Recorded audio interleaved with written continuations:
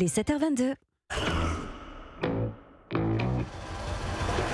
En route pour la Coupe du Monde de rugby, car tout cet été, sur Europe 1, chaque jour, un nouveau rendez-vous. Et cette question ce matin, faut-il encore craindre les All Blacks? La Nouvelle-Zélande n'est plus le rouleau compresseur que la planète rugby a connu, Martin Lange. Oui, qu'il semble loin le temps où les Blacks terrorisaient la planète rugby.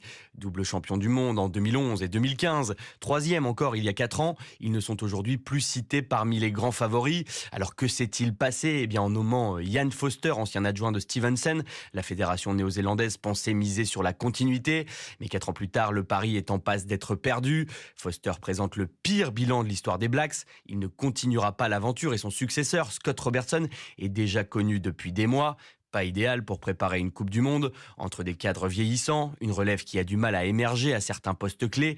Les raisons de ce déclassement sont nombreuses, sans oublier des nations du Nord qui ont su progresser à l'image de l'Irlande. Le 15 du trèfle reste d'ailleurs sur 2 victoires historiques en Nouvelle-Zélande l'été dernier.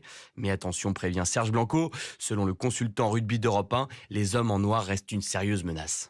Ça me gêne de dire que la Nouvelle-Zélande n'a plus peut-être l'envergure qu'elle avait autrefois. Parce que je pense très sincèrement que c'est pas la vérité. Elle est capable toujours de pratiquer son rugby. Ça fait quand même quelques mois qu'elle a redressé la barre, qu'elle elle affronte des équipes du haut du panier, notamment l'Afrique du Sud. Et je pense que cette équipe de Nouvelle-Zélande va poser beaucoup de problèmes et on va falloir s'attendre à ce que ce soit un drôle de combat, rien que pour le match d'ouverture. Et après, peut-être en finale, je crois qu'ils vont être présents. À mon sens, il y a 2 équipes, il y a eux et l'Afrique du Sud. Mais la Nouvelle-Zélande va être véritablement compétitive. Oui, car c'est vrai, depuis cette laborieuse tournée face à l'Irlande, les Néo-Zélandais se sont repris, remportant notamment le Rugby Championship, le tournoi des nations du Sud à l'été 2022. Ils disposent toujours de joueurs de tout premier plan, comme le numéro 10 Beauden Barrett, élu 2 fois meilleur joueur de la planète, ou encore l'ailier Leicester Fanga Anoukou, futur Toulonnais, est déjà annoncé comme l'une des sensations de ce mondial.